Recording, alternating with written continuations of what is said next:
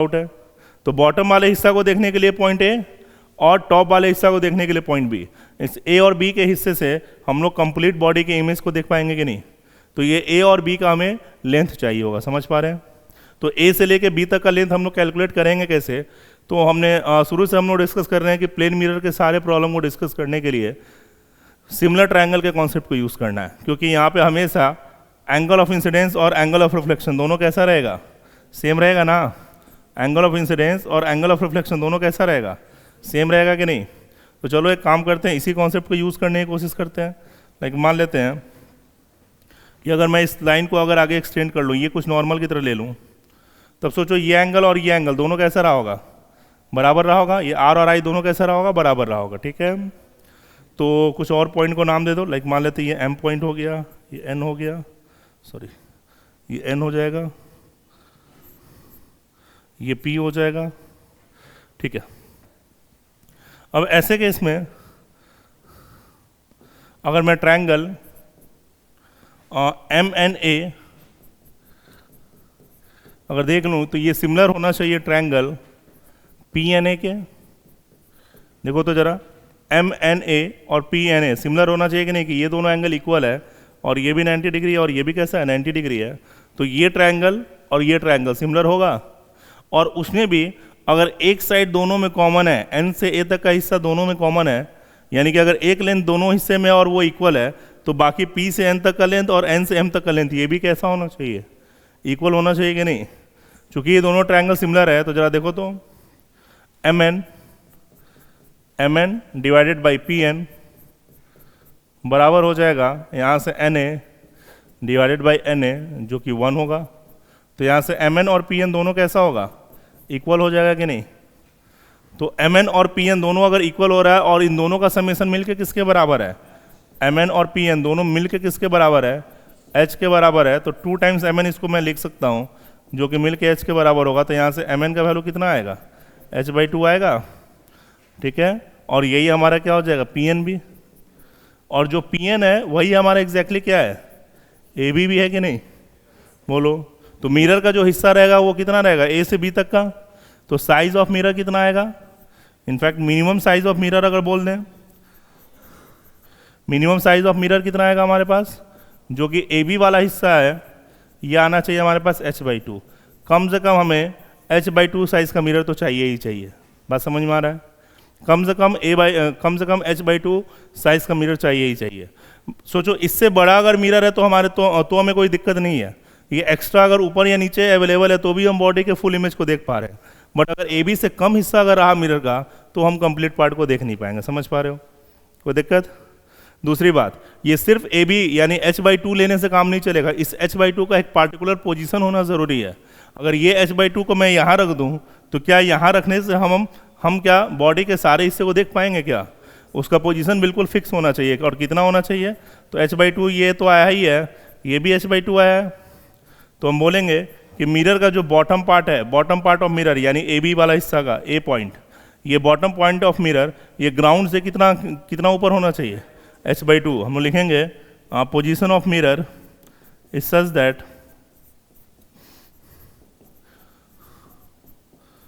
such that bottom part of mirror, मैं यहाँ लिख रहा हूँ थोड़ा, should be h/2 above ground। समझ पा रहे हो क्या? कोई दिक्कत है? ठीक है? बॉटम पार्ट ऑफ मिरर कैसा होना चाहिए? ये ग्राउंड से h/2 एबव होना चाहिए, ठीक है? तभी जाके हम अपने कंप्लीट इमेज को देख पा रहे होंगे। कुछ डाउट है इसमें? समझ में आ रहा है? देखोगे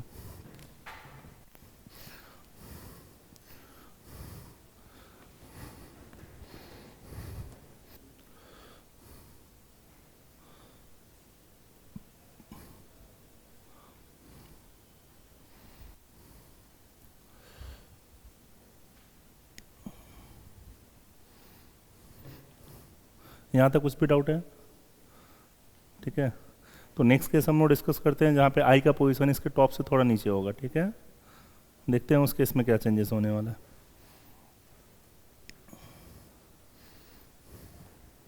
गया। ठीक है, देखोगे ज़रा फिर से क्वेश्चन है, find position and minimum size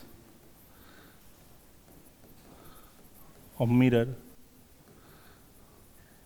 so that man can see his full image।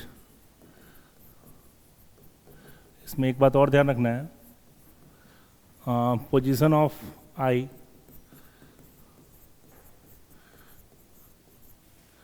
Is y below the top point of man. ठीक है, हम लोग क्या कर रहे हैं, आई का पोजीशन जो है टॉप से थोड़ा सा वाई नीचे ले रहे हैं। ठीक है, ऐसा ही कुछ रहा होगा रियल केस में। तो कुछ ऐसा केस बनेगा, ये मिरर हो गया और यहाँ सामने में वाई है, ये आदमी है। ठीक है, और इस बार आदमी के आई का पोजीशन ये है। थोड़ा सा मैं डायग्राम को बेटर करूँगा, थोड़ा सा इसको और बड़ा ले लेता हूँ।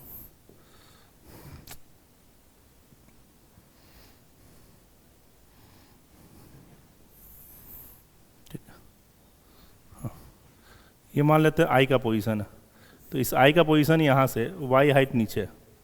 ठीक है, आदमी का टोटल हाइट कितना है, एच है, टोटल हाइट एच है, तो ये हाइट कितना रहा होगा, एच माइनस वाई रहा होगा। तो यहाँ से यहाँ तक हाइट कितना रहा होगा, एच माइनस आई। ठीक है, ये हमारा आई पोजीशन है, समझ पा रहे हैं ना, ये हमारा आई पोजीशन हो गया। कोई दिक्कत है, समझ पा रहे हो। अब चलो ट्राई करते हैं इसके इमेज फॉर्मेशन के लिए। तो इमेज फॉर्मेशन की बात करेंगे तो क्या होगा, इसको टॉप पॉइंट भी देखना है और बॉटम पॉइंट भी देखना है। तो बॉटम पॉइंट को देखने के लिए कंडीशन क्या होना चाहिए, यहाँ से बहुत सारा रे निकल रहा होगा, बट रे रिफ्लेक्ट होकर पहुँचेगा कहाँ, आई के पास, यानी कि रे यहाँ पहुँचना चाहिए। तो रे समथिंग रहेगा ऐसे निकला और रिफ्लेक्ट होने के बाद यहाँ पहुँचा होगा क्या, ऐसे निकल के ऐसे क्या होगा, सच दैट यहाँ पे जब एंगल की बातें करेंगे तो एंगल कैसा आएगा, बिल्कुल इक्वल आएगा। ठीक है, और टॉप पॉइंट को देखने के लिए कंडीशन क्या होना चाहिए, क्या टॉप पॉइंट के लिए रे इस बार परपेंडिकुलर गिरेगा क्या, इस बार थोड़ा सा नीचे एंगल पे होना चाहिए, सच दैट रे यहाँ से ऐसे एंगल पे जाए तो वापस इसको ऐसा कुछ रिसीव हो जाए, ऐसा ही कुछ होना चाहिए। और फिर से दोनों के बीच का एंगल कैसा होगा, यहाँ पे भी अगर नॉर्मल ड्रॉ करेंगे तो बिल्कुल कैसा होगा, दोनों तरफ से सेम एंगल बना रहा होगा कि नहीं, भले ही वो एंगल थोड़ा सा बनाएगा बट वो बनाएगा ना, कोई दिक्कत। तो फिर से अगर हम लोग सिमिलर ट्रायंगल के कॉन्सेप्ट को डिस्कस कर लें तो यहाँ से एक परपेंडिकुलर हमने ड्रॉ कर लिया है और यहाँ से भी एक परपेंडिकुलर ड्रॉ करेंगे तो कहाँ आएगा, बिल्कुल बीचों बीच आएगा क्या। अगर इधर का एंगल और इधर का एंगल दोनों इक्वल है तो ये हाइट और ये हाइट दोनों कैसा आएगा, इक्वल आएगा ना, बोलो। अगर ये दोनों एंगल इक्वल है तो फिर यहाँ से यहाँ तक का लेंथ और यहाँ से यहाँ तक का लेंथ दोनों कैसा होगा, जैसे कि जैसे ये दोनों एंगल इक्वल है तो यहाँ से यहाँ तक का लेंथ और यहाँ से यहाँ तक का लेंथ कैसा आएगा, इक्वल आएगा। इस चाहो तो इसको नाम दे दो पॉइंट ए बी, इसको सी नाम दे देते हैं, यहाँ पे एक डी नाम दे देते हैं और ये टॉप पॉइंट को नाम दे रहा हूँ मैं ई, समझ पा रहे हो। और इसे मिरर का 2 पॉइंट ले लेते हैं एम और एन। ठीक है, तो जरा देखोगे ट्रायंगल ए बी एम ये सिमिलर हो जाएगा किसके, ट्रायंगल सी बी एम के, कोई दिक्कत। और यहाँ पे चूंकि बी एम वाला हिस्सा दोनों में कॉमन है तो निश्चित रूप से ए बी और बी सी कैसा होना चाहिए, इक्वल होना चाहिए ना, कोई दिक्कत है। ए बी और बी सी दोनों इक्वल होना चाहिए और ए बी और बी सी का वैल्यू कितना होगा, ये total height H minus Y है तो इसका इंडिविजुअल हाइट कितना होगा, कोई दिक्कत यहाँ तक। ठीक है, similarly for triangle A B और बी सी क्यों इक्वल होगा, चलो ठीक है, अगर दिक्कत है तो फिर सारी बातें फिर से सुनो। इतना तो समझ में आ रहा है कि ये ट्रायंगल सिमिलर होगा। अब अगर सिमिलर होगा तो इसमें किसी भी 2 साइड का रेशियो को इक्वल तो कर सकते हो ना। तो ए बी और सी बी इन दोनों का जो रेशियो होगा, ए बी और सी बी का जो रेशियो होगा वो बी एम और फिर से बी एम, इस ट्रायंगल के हिसाब से बी एम और इस ट्रायंगल के हिसाब से बी एम, दोनों कैसा रहेगा, सेम नहीं रहेगा क्या। चूँकि ये रेशियो इक्वल है इसलिए ए बी और सी बी कैसा आएगा, इक्वल आएगा, जिसका वैल्यू कितना आ गया है, एच माइनस वाई अपॉन 2। ये इक्वल इसीलिए कर रहे हैं क्योंकि ये जो हिस्सा कॉमन दिख रहा है ना बी एम, ये दोनों में है, और दोनों में चूंकि ये इक्वल है इसलिए ये दोनों डाटा भी इक्वल होगा और ये लाइन भी कैसा होगा, इक्वल होना चाहिए। ठीक है, कुछ डाउट है? तो यहाँ से ये जो वैल्यू निकल के आ रहा है कितना आ रहा है, ये h minus Y by two निकल के आ रहा है। ठीक है, ये h minus Y by two निकल के आ रहा है। ठीक है, सिमिलरली अगर हम लोग ट्रायंगल बात कर ले किसके लिए, for triangle C D N और E D N, triangle C D N similar हो जाएगा ट्रायंगल ई डी एन के। ठीक है, और इन दोनों ट्रायंगल में फिर से डी एन वाला हिस्सा कैसा रहा होगा, कॉमन, और ये दोनों एंगल भी इक्वल है, तो सी डी और ई डी भी कैसा होगा, इक्वल होगा। सी डी और ई डी आपस में कैसा हो जाएगा, इक्वल। और इसका वैल्यू कितना होगा, टोटल हाइट वाई है, तो ये हाइट कितना होगा, कोई दिक्कत? ठीक है, अब मुझे बताओ ये m से लेके n तक के टोटल लेंथ की बात की जाए तो m से लेके n तक का लेंथ, n के बिल्कुल सामने वाला पॉइंट कौन है, d है कि नहीं? n के बिल्कुल सामने वाला पॉइंट कौन सा होगा, d होगा। तो अगर हमसे साइज ऑफ मिरर पूछा गया है तो साइज ऑफ मिरर किसके बराबर होगा, in fact minimum size of mirror मैं बोलूंगा इसे, मिनिमम साइज ऑफ मिरर कितना होगा, मिनिमम साइज ऑफ मिरर की अगर हम लोग बात कर लें तो ये वैल्यू आना चाहिए m से लेके n तक का हिस्सा, और ये mn का वैल्यू जो रहा होगा ये किसके बराबर होगा, तो m के सामने पॉइंट हो गया b और n के सामने पॉइंट हो गया d, यानी ये वैल्यू होगा bd, और bd को मैं लिख सकता हूँ b से c और c से d, कोई दिक्कत? bd को लिख पाएंगे b से c और c से d। b से c तक का हिस्सा कितना हो गया, h minus Y by two. ठीक है, और cd वाला हिस्सा कितना हो गया, y बाई टू। तो जब दोनों को ऐड करोगे y by two cancel out होगा, फिर से कितना आएगा, h बाई टू ही आ रहा है। बात समझ में आ रहा है? इस बार डाटा में कोई चेंजेस नहीं है, अगेन ये h बाई टू ही आ रहा है। ठीक है, यानी आई पोजीशन टॉप पे रहे या थोड़ा नीचे रहे, दोनों केस में हमें जो साइज ऑफ मिरर का रिक्वायरमेंट होगा वो h बाई टू के बराबर ही होगा।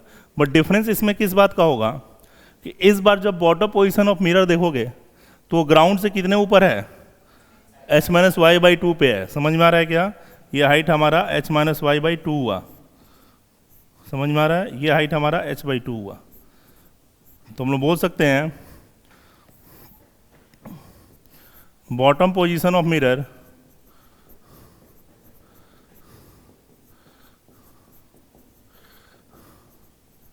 should be at h by 2 sorry h minus y by 2 h minus y by 2 above ground। समझ में आ रहा है क्या, ये ग्राउंड से h minus Y by two ऊपर की तरफ होना चाहिए। कुछ डाउट है, ये क्लियर है क्यों ऐसा हो रहा है? ठीक है, बॉटम पॉइंट का पोजीशन कौन सा, यानी m पोजीशन, और ये ग्राउंड से कितना ऊपर होगा, h minus Y by two. तो डिफरेंस इसी बात का होगा, बट दोनों केस में मिनिमम साइज ऑफ मिरर कितना लगा अभी भी, h बाई टू ही है। ठीक है, देखो कैसे,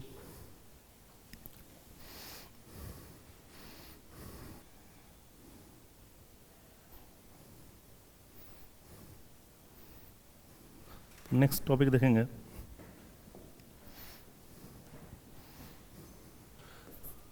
velocity of image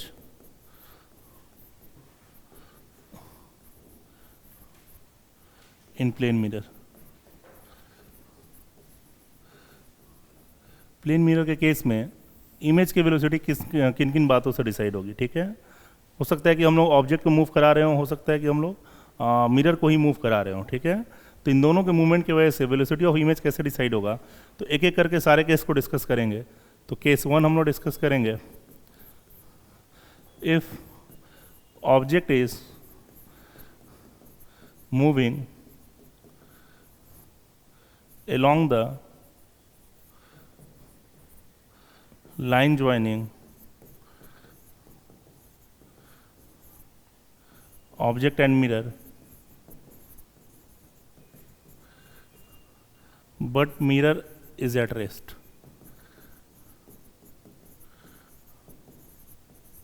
ध्यान से सुनना, मिरर हमारा रेस्ट पे है, ठीक है, और ऑब्जेक्ट कहीं रहा होगा किसी पोजीशन पे और ये मूव कर रहा है।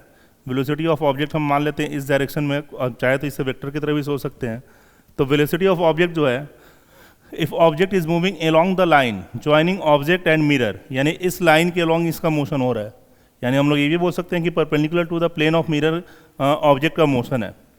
तो अगर ऑब्जेक्ट यहाँ है तो इसके कोरस्पॉन्डिंग इमेज इसका यहाँ रहा होता, और जैसे जैसे ऑब्जेक्ट मिरर के करीब जाएगा इमेज भी क्या होगा, मिरर के करीब आएगा कि नहीं। हर समय जितना ऑब्जेक्ट और मिरर के बीच का डिस्टेंस है उतना ही मिरर और इमेज के बीच का डिस्टेंस होता कि नहीं। समझ पा रहे हैं हम लोग, ठीक है। तो ऐसे केस में क्या होने वाला है, सोचो जिस वेलोसिटी से ऑब्जेक्ट अगर मिरर की तरफ मूव कर रहा होगा, मिरर हमारा कैसा है, मिरर हमारा रेस्ट पे स्टेशनरी है, तो जिस वेलोसिटी से ऑब्जेक्ट मिरर के करीब आ रहा होगा इमेज भी उसी वेलोसिटी से मिरर के करीब आ रहा होगा कि नहीं, तभी जाके ऑब्जेक्ट डिस्टेंस और इमेज डिस्टेंस दोनों कैसा रहे, बराबर बना रहे। बात समझ में आ रहा है। हम लोग चाहें तो ऐसे बोल सकते हैं इसको, इमेज डिस्टेंस और ऑब्जेक्ट डिस्टेंस ये दोनों कैसा है, इक्वल है कि नहीं। ये दोनों कैसा होता है इस केस में, इक्वल होता है ना। यानी कि हम चाहें तो बोल सकते हैं मॉड ऑफ वी क्या हो गया इसका, इमेज डिस्टेंस, और मॉड ऑफ यू यानी कि ऑब्जेक्ट डिस्टेंस, ये दोनों कैसा रहेगा, इक्वल रहेगा।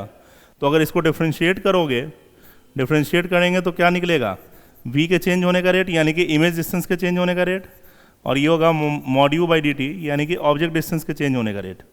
तो ये दोनों का रेट कैसा होना चाहिए, चूंकि दोनों का लेंथ हर समय इक्वल है तो दोनों के चेंज होने का रेट भी कैसा रहेगा, इक्वल रहेगा।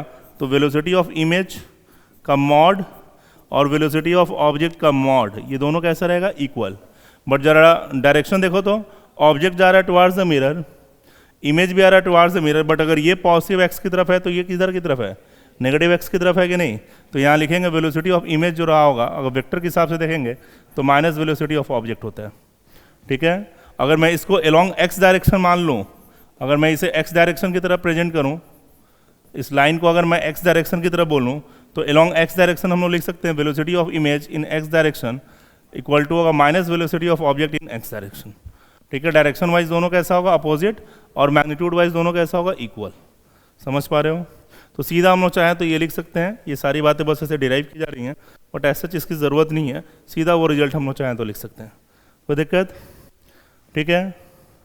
समझ पा रहे हो ना, ठीक है। अगर ऑब्जेक्ट हमारा अलोंग द मिरर मूव करने लगे तो फिर ये बातें होंगी, ठीक है। जल्दी से लिखोगे, इसमें हमारे पास 3-4 केस बनेगा, सारे केस को डिस्कस करेंगे।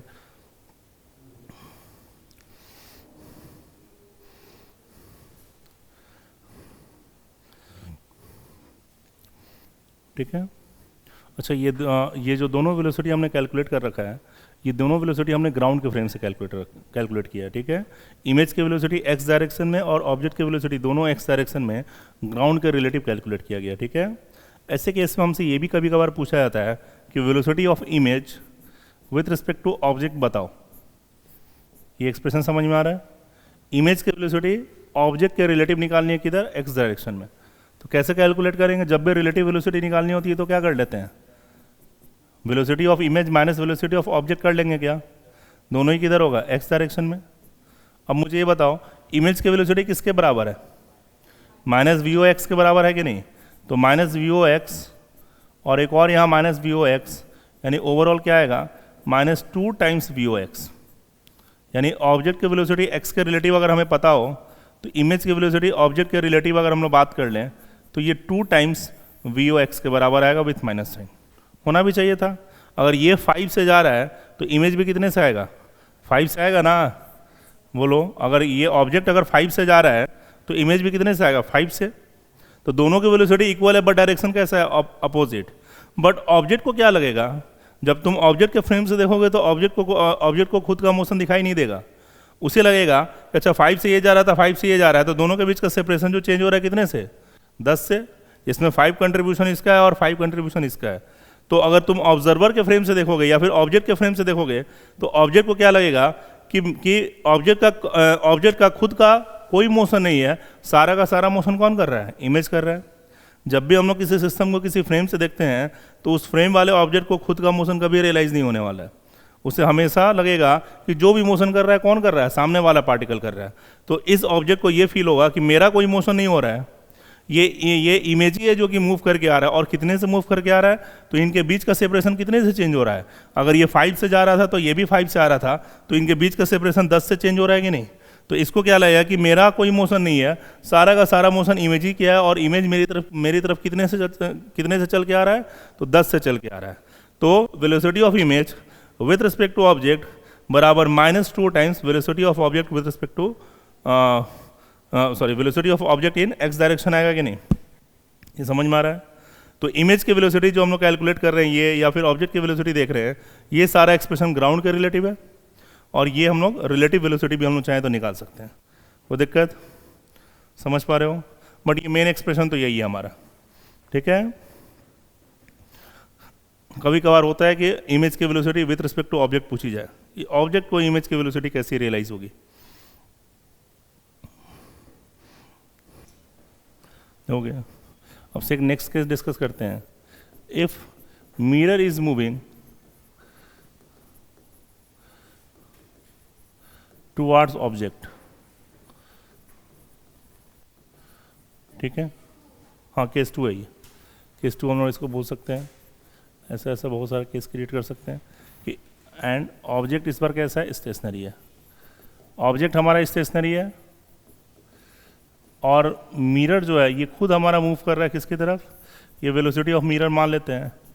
ये ऑब्जेक्ट था यहाँ पे, ऑब्जेक्ट स्टेशनरी है और ये इमेज यहाँ था, ठीक है। अब सोचो ऑब्जेक्ट अगर स्टेशनरी है और मिरर खुद मूव कर रहा हो, तो इस केस में क्या होगा? ऑब्जेक्ट और मिरर के बीच का जो भी डिस्टेंस रहा होगा d, वो कुछ चेंज होगा, ठीक है। और जितने से ये d चेंज होगा, देखो पहले इसका इमेज भी कितने पे रहा होगा? d पे। अब अगर ये खुद अगर x चल के आ रहा है, मान लेते हैं कि ये चला कुछ x, तब मिरर का जो नया पोजीशन होगा वो कहाँ पे आ जाएगा? मिरर का जो नया डिस्टेंस होगा वो कितना बनेगा? d - x बनेगा। मिरर और ऑब्जेक्ट के बीच का नया डिस्टेंस कितना होगा? d - x। और अब जो हम लोग इमेज फॉर्मेशन की बात करेंगे वो मिरर के नए नए पोजीशन के हिसाब से करेंगे। तो नए वाले पोजीशन के हिसाब से ऑब्जेक्ट डिस्टेंस d - x है, तो इमेज डिस्टेंस भी कितना रहेगा? d - x रहेगा क्या?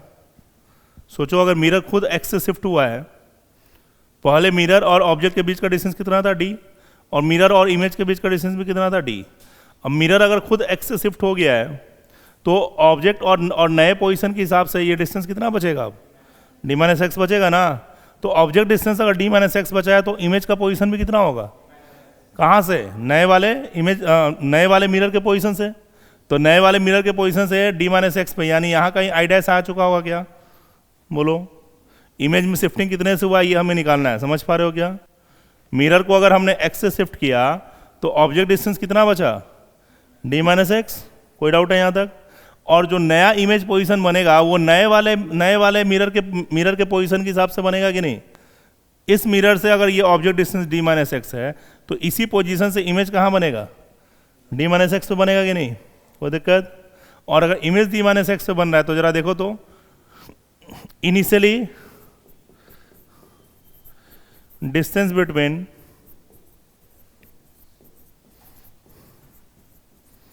ऑब्जेक्ट एंड इमेज कितना था? ऑब्जेक्ट एंड इमेज कितना था? ये d था मिरर से, और फिर यहाँ से d था, यानी मिलकर 2d था ना। अब now mirror shift by x towards object, यही होगा, ठीक है। न्यू डिस्टेंस, या फिर बेटर बोलेंगे now distance between object and new image, ये कितना हो जाएगा? तो ऑब्जेक्ट डिस्टेंस हो गया d - x और इमेज डिस्टेंस भी d - x, तो 2 टाइम्स d - x होगा कि नहीं? ठीक है। तो शिफ्ट ऑफ इमेज अगर पूछा गया तो शिफ्ट ऑफ इमेज कितना हो जाएगा? तो इस ऑब्जेक्ट से पहले जो डिस्टेंस था वो 2d था, और उसी ऑब्जेक्ट से नया जो पोजीशन आएगा वो कितना होगा? 2d - x होगा कि नहीं? तो जब इन दोनों को सबट्रैक्ट करोगे तो 2d में से 2d कैंसिल आउट होगा, 2x के बराबर होगा कि नहीं? यानी इमेज कितने से शिफ्ट हुआ है? अब हम लोग डिस्कस कर सकते हैं कि as mirror shift by x, image shift by 2x in same direction. समझ में आ रहा है क्या? कोई दिक्कत? ठीक है, सेम डायरेक्शन में शिफ्टिंग हुआ है। मिरर अगर x से इधर आया तो इमेज कितने से शिफ्ट हुआ है, 2x से शिफ्ट हुआ है ना, ठीक है। तो यहाँ से हम लोग बता सकते हैं कि वेलोसिटी ऑफ इमेज अगर निकालना हो x डायरेक्शन में तो ये 2 times velocity of mirror in x direction आएगा। क्या मिरर का जितना शिफ्टिंग हुआ है, जिस वेलोसिटी से मिरर मूव कर रहा होगा, इमेज जो होगा उसी डायरेक्शन में 2 टाइम्स वेलोसिटी से मूव करेगा कि नहीं। तो velocity of image in x direction आएगा 2 times velocity of mirror in x direction. वो दिक्कत है क्या, वो ऑब्जेक्ट का मोशन था, ये अब हम लोग मिरर को मूव करा रहे हैं, केस बदल चुका है। पिछले बार ऑब्जेक्ट मूव किया था उसके हिसाब से एक्सप्रेशन आया था, अब मिरर मूव किया है तो फिर एक्सप्रेशन ऐसा आएगा। बात समझ में आ रहा है। पिछले बार एक्सप्रेशन आया था कि ऑब्जेक्ट जिस वेलोसिटी से मूव किया था, इमेज उसी वेलोसिटी से मूव कर रहा है बट अपोजिट डायरेक्शन में। और इस बार है मिरर जितनी वेलोसिटी से मूव कर रहा है, इमेज उसके डबल वेलोसिटी से मूव कर रहा है सेम डायरेक्शन में। बात समझ में आ रहा है, लिखोगे। तो अगर अब मैं इन दोनों को कंबाइन करके देखूं, now if object and mirror, चाहो तो केस 3 से बोल सकते हो बट ये सेम बेसिकली 1 और 2 केस का समेशन है। Both are moving along x direction, ठीक है। अगर दोनों ही x डायरेक्शन की तरफ मूव कर रहे हैं, यानी कि कुछ मिरर का भी मोशन हो रहा है, वेलोसिटी ऑफ मिरर कुछ रहा होगा, और कुछ ऑब्जेक्ट का भी मोशन हो रहा होगा, वेलोसिटी ऑफ ऑब्जेक्ट। तो जो इमेज यहाँ बना हुआ है उसकी भी कुछ ना कुछ वेलोसिटी आएगी। और ये कैसे निकलेगा, तो दोनों इफेक्ट को हम लोग कंबाइन कर सकते हैं। Velocity of object in x direction बराबर, sorry, velocity of image in x direction जो आएगा, जब ऑब्जेक्ट के हिसाब से देख रहे थे तो -bu आया था, बोलो, और मिरर के हिसाब से देखे थे तो कितना आया था, 2 times velocity of mirror in x direction. तो इन दोनों को कंबाइन करेंगे, इन दोनों के कंबाइंड वैल्यू का समेशन आएगा, ठीक है। ये हमारा वेलोसिटी ऑफ इमेज आएगा इन x डायरेक्शन, जिसमें ऑब्जेक्ट के वेलोसिटी का कंट्रीब्यूशन कितना, जितने से ऑब्जेक्ट मूव कर रहा होगा उसका नेगेटिव इसलिए है क्योंकि वेलोसिटी जितना है उतनी ही इसकी भी वेलोसिटी होगी, बट डायरेक्शन कैसा होगा, अपोजिट। और मिरर जिस डायरेक्शन में मूव कर रहा होगा, इमेज भी उसी डायरेक्शन में मूव करेगा और 2 टाइम्स वेलोसिटी ऑफ मिरर के बराबर होगा। तो इन दोनों को कंबाइन करेंगे, resultant velocity of image in x direction आ जाएगा, ठीक है। कोई दिक्कत है, जल्दी कंप्लीट करो।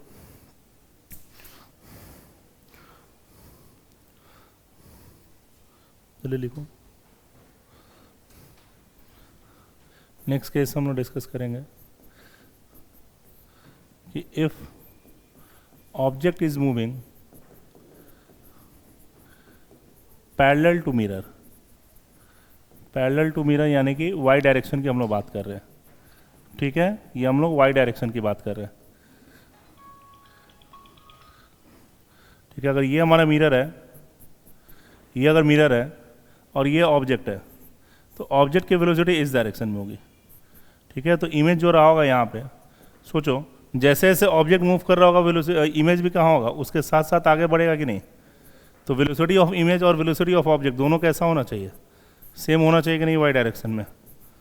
कोई दिक्कत है, इमेज की वेलोसिटी जो होगी बिल्कुल ऑब्जेक्ट के वेलोसिटी के बराबर होगी इन y डायरेक्शन। जैसे जैसे ये आगे बढ़ेगा इमेज भी क्या होगा, सेम तरीके से ऊपर की तरफ जा रहा होगा, ठीक है। अभी ऑब्जेक्ट यहाँ है तो इमेज यहाँ बना, ऑब्जेक्ट जब यहाँ पहुँचेगा तो इमेज भी यहाँ बनेगा। तो दोनों की वेलोसिटी कैसी होनी चाहिए, इक्वल, ठीक है। देखोगे जल्दी से। तो लास्ट केस बचा रह गया है कि if mirror is moving along y direction, mirror को अगर हम लोग y डायरेक्शन की तरफ मूव करा दें तो क्या होने वाला है। अगर ये खुद y डायरेक्शन की तरफ मूव करेगा, velocity of mirror in y direction, मुझे याद कराओ, अगर ऑब्जेक्ट यहाँ पे है तो इमेज यहाँ बन रहा था। अब अगर मिरर अगर ऐसे मूव करेगा तो क्या ऑब्जेक्ट के कारण इमेज के पोजीशन में कुछ फर्क पड़ेगा क्या। लास्ट क्लास हम लोग डिस्कस कर रहे थे कि मिरर यहाँ हो चाहे यहाँ हो चाहे यहाँ हो, अगर सेम लाइन के लॉन्ग कहीं भी हो तो यही है कि रे पहले ये वाला रे जाके इमेज का फॉर्मेशन कर रहा था, अब शायद यहाँ वाला रे जाके इमेज का फॉर्मेशन करेगा, बट इमेज का फॉर्मेशन होगा कहाँ, सेम। तो ऐसे केस में वेलोसिटी ऑफ इमेज कैसा आएगा, इन y डायरेक्शन 0 आएगा क्या, बोलो। वेलोसिटी ऑफ इमेज इस केस में कैसा बनेगा, 0 बनेगा ना, ठीक है। अगर सिर्फ मिरर मूव कर रहा है वाई डायरेक्शन में तो उसके कारण इमेज पे कोई फर्क नहीं पड़ने वाला है, इमेज की वेलोसिटी कैसी हो जाएगी, जीरो हो जाएगी। ठीक है, कोई डाउट है?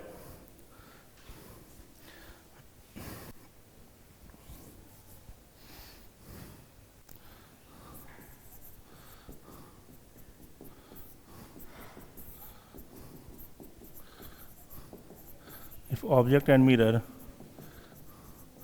both move in y direction, दोनों के y डायरेक्शन में मूव करने से क्या फ़र्क पड़ेगा? क्या मिरर के y डायरेक्शन में मूव करने से कुछ फ़र्क पड़ेगा क्या? ऑब्जेक्ट के y डायरेक्शन में मूव करने से थोड़ा फ़र्क पड़ेगा भी, बट क्या मिरर के y डायरेक्शन में मूव करने से कुछ फ़र्क पड़ेगा क्या? तो velocity of image in y direction की जब हम लोग बात करेंगे,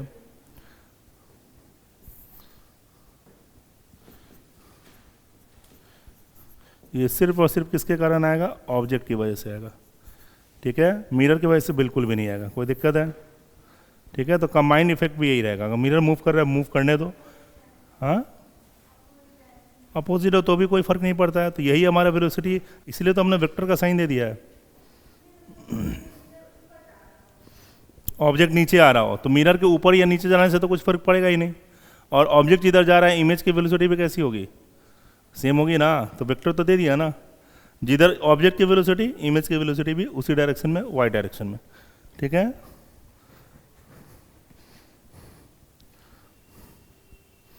तो अगर हम लोग समराइज कर ले तो हमारे पास velocity of image in x direction आया हुआ है minus velocity of object in x direction plus 2 times velocity of mirror in x direction. ठीक है, और velocity of image in Y direction आया हुआ है simply velocity of object in Y direction. ये समझ पा रहे हैं कि हम लोग? कोई दिक्कत? अभी तक जो भी बातें बताई गई उन सब का समराइज होकर रिजल्ट हमारा यही निकल के आ रहा है। ठीक है, और अगर ये कॉन्सेप्ट समझ पा रहे हैं तो एक क्वेश्चन हम लोग डिस्कस कर सकते हैं। सपोज करो कि एक मिरर है जिसका इस समय ये कोऑर्डिनेट दिया हुआ है ओरिजिन, और एक ऑब्जेक्ट है यहाँ पे। इस मिरर की वेलोसिटी दे दी गई है 5 मीटर पर सेकेंड, कुछ एंगल मान लेते हैं 37 डिग्री पे। ठीक है, और ऑब्जेक्ट यहाँ है, इसकी वेलोसिटी इस डायरेक्शन में दे दी गई है 10 मीटर पर सेकेंड, ये एंगल है 53 डिग्री पे। ठीक है, हमसे पूछा गया है,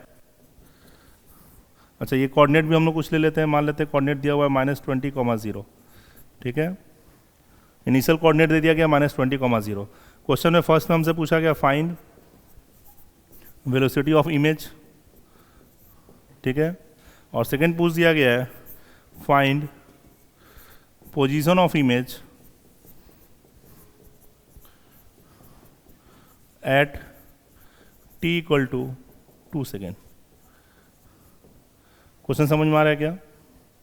ठीक है, तो कैसे इसको कैलकुलेट करेंगे? तो जो मिरर भी किसी रैंडम डायरेक्शन में जा रहा है और ऑब्जेक्ट की वेलोसिटी भी किसी रैंडम डायरेक्शन में है, तो करेंगे क्या ऐसे प्रॉब्लम को सॉल्व करने के लिए? कंपोनेंट की बातें करेंगे कि नहीं? दोनों के वेलोसिटी एक्स और वाई में हम लोग चाहें तो ब्रेक कर पाएंगे? वो लोग कंपोनेंट ऑफ वेक्टर आता है ना। ठीक है, वेलोसिटी 5 मीटर पर सेकेंड है और ये एक्स डायरेक्शन से एंगल 37 डिग्री बना रहा है, तो क्या मैं वेलोसिटी ऑफ मिरर को कंपोनेंट के फॉर्म में लिख सकता हूँ क्या? 5 का cos 37 i कैप प्लस 5 का sin 37 j कैप। cos 37 का वैल्यू होता है 4/5, तो ये निकल के आएगा 4 i कैप। sin 37 होता है 3/5, तो ये आएगा 3 j कैप।